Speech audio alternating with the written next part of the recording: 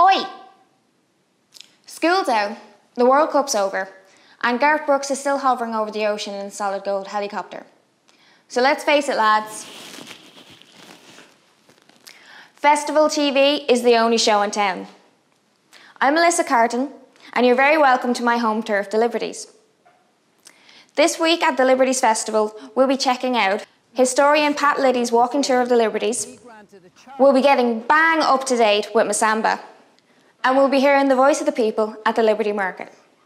That's the most fun you can have in 900 seconds, right here on Festival TV.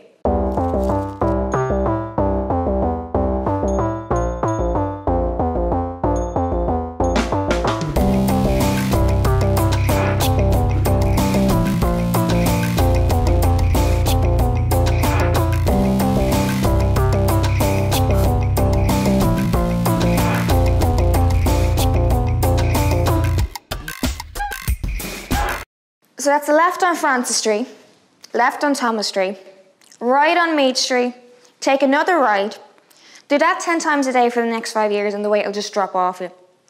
In the meantime, stick your credit rating up your action. The Liberties is one of the single most historic parts of Dublin. Last week, historian Pat Liddy gave us a walking tour of the area, and these are the fruits of his wisdom. When Henry II came to Dublin in 1171, he looked at the suburbs of the city and he granted a charter to the suburbs, giving them a liberty from the taxes of the city. And so the area around Thomas Street and around today's Coombe and places like that all became self-administering. But of course he gave these areas under the charge of various religious orders. So a number of liberties, 5 or 6 liberties, were set up, started by him, and over the next number of decades charters were issued to other parts of Dublin.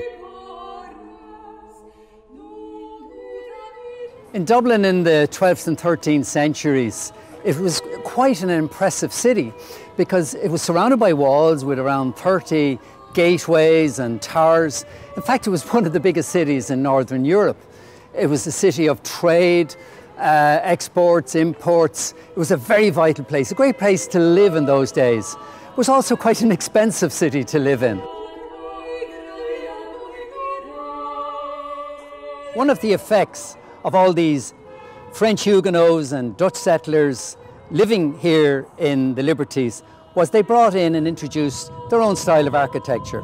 And for 50 years from the 1690s, the predominant architectural style in this part of Dublin was the Dutch style, the gable building. And in the building behind me, which is called La Rochelle, it's an office, or it's an apartment complex. It has on the top the style reminiscent of old Huguenot Dublin, old Dutch Dublin, with the stepped up gables or the round gables or the half circular gables. And this is just a salute to Dublin's history of the Liberties.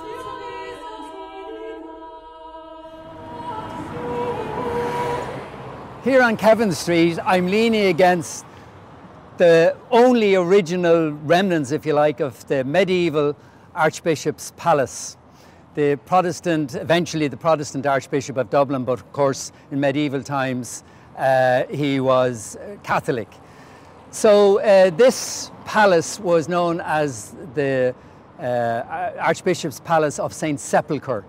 And St. Sepulchre had one of the biggest liberties in Dublin, and it stretched from here all the way almost to Harold's Cross, if you include our manor farms. So it was a very, very important and revenue-yielding liberty for the Archbishop.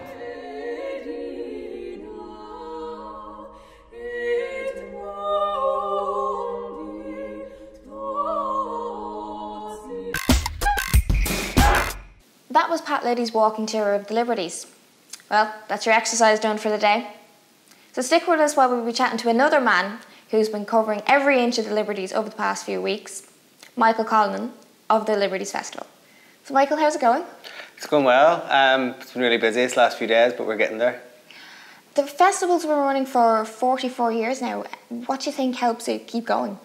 The festival couldn't survive without the community spirit, you know, within the Liberties, and people really pulled together you know, when it comes around festival time. So that's kind of important. And what has kept it going is that generations have passed it on to the next generation. And I suppose what we've found out in the last 4 years is that the festival has been passed on to a new generation. So there's been a new variety to the festival and a different perspective put on it. I know, because I used to take part in the parade when I was small, and that was my favourite part of the festival. What are you looking forward to doing in the festival this year?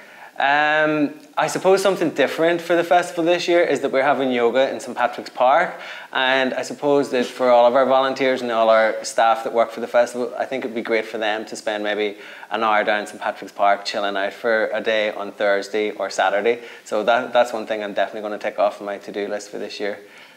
And there's, you know, a lot of events. What kind of different things are there for different age groups? Yeah, we have a variety of events, from children's arts workshops to Liberties in Bloom, which we're trying to encourage everyone to put out hanging baskets, and people come along to the workshops, and we'll have some gardeners there that'll help them fill their hanging baskets to brighten the place up. We have the Blue Rinse Ball and the Blue Rinse Talent Show and the Blue Rinse Bingo Show. And obviously that's for our older members of the community, but they're always the 3 events that sell out really quickly, and they're all really active members of the community. We also have, for the first time, opera in St John's Lane Church, which, you know, it's not so much for people who go to opera all the time, it's for people who want to perhaps just have a taste of opera, see what it's like, pop in and have a look. And, you know, we have our finale event up in the Guinness Storehouse, which is the Nighthawks, and we've lots of bands and comedy acts. The Liberties is becoming more diverse, and what is in the programme that would show that, all the different backgrounds and everything? Yeah, sure. I mean, the Liberties Festival has had a slogan, many communities, one community, sorry, many cultures, one community, and I suppose what we have to do is try and reflect that. Earlier this year, the CSO had statistics to say that there was more civil partnerships in Dublin 8 than any other part of the country, and as a festival we wanted to be able to represent those who were in civil partnerships or who wanted to enter civil partnerships. So we have our first LGBT event in the 44-year history of the festival, and we have filmmaker and marriage equality activist from LA, Shane Bitney Crone, coming into Dublin this week, and he'll be showing the first European premiere screening of his film in the Woodkey venue. Okay, brilliant. Well, thanks for being our guest today, Michael. Now we're going to have more Brazilian pounding than a World Cup semi-final as we catch up with KK down at the MaSamba.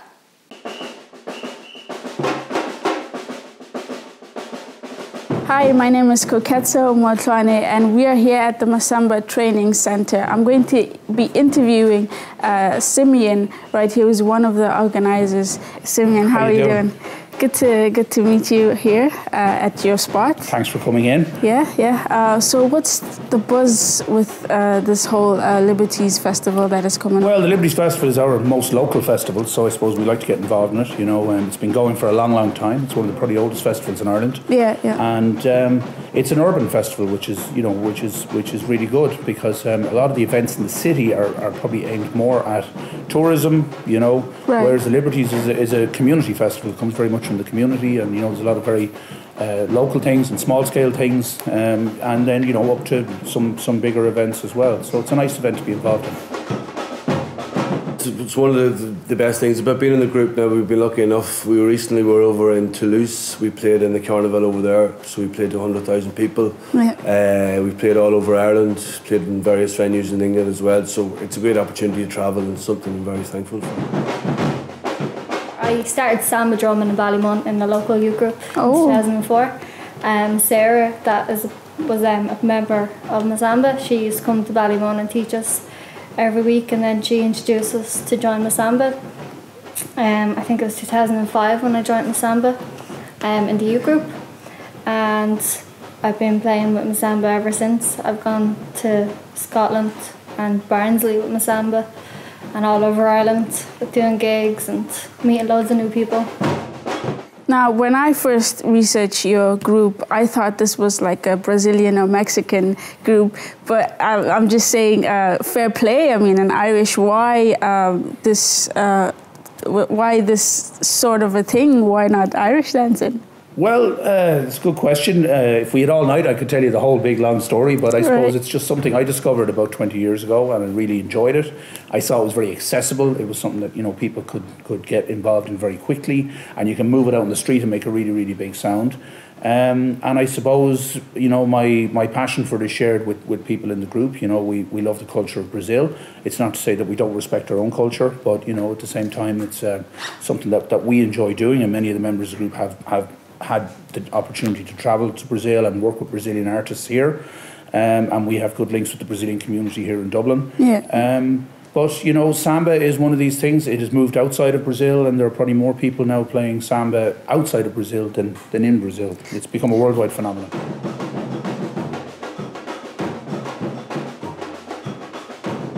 I suppose, like with any group, we have a social element as well as the musical development, and obviously from the social perspective, we get to know each other and get to know each other outside of samba. So it's a good family unit, and something I think we're all very aware of and very happy to be part of.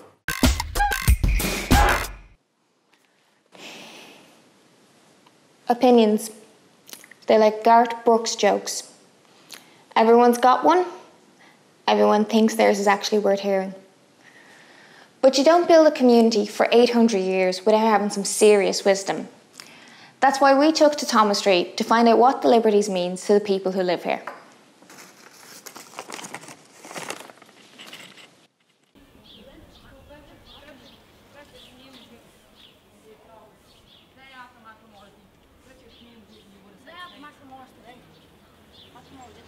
It's everything I've spent my whole life in the Liberties. I worked in the Liberties, went to school in the Liberties. I spent 51 years altogether in the Liberties. The whole of my life, I've been in the Liberties all my life. I never could see myself living anywhere else or working anywhere else. Great area, great people, great community spirits. Really and truly. And when times get tough, the people in the Liberties rises to the channel. You know, I mean, you can come around here, you have it or you haven't, it doesn't matter, you're welcome. Character, building, community, greatness. Well, it's always meant mainly a trading area, you know. This particular street in the Liberties has always been a shopping area, you know. Over the years, people's markets and people came down to shop, and then I think it was associated with real inner city Dubliners. People still have the great kindred spirit of helping each other, and, you know, anybody's down, they get lifted up, and, you know, it still retains them, not to say that, and it's a great neighbourhood, and we're looking forward to next week's Liberty Festival, which will be really, really good. I could find the real Irish people here, you know, the real, the real heart of Ireland, isn't it? Yeah, people who works hard, people who's trying to get over the crisis and everything, you know. Nice. Well, it's a great area, it's a great community in it. Community spirit is wonderful in it. And generation after generation have lived in the Liberties. And they still shop here and they meet every week, and, you know, and it's just, even like the market itself is a community, you know. There's generations in here from generation as well, you know, and as I said, just very friendly people we are, you know. That means everything to me. I'm just 94 years of age. I'm the longest in the market, 40 odd year here, 41 year here live. So it means everything to me. Well, that's it for today. We're going nowhere, and neither should you. We'll be back soon, and the Liberties Festival runs until the 19th. You can check out the schedule on libertiesfestivaldublin.com, and you can find Festival TV on Facebook and Twitter.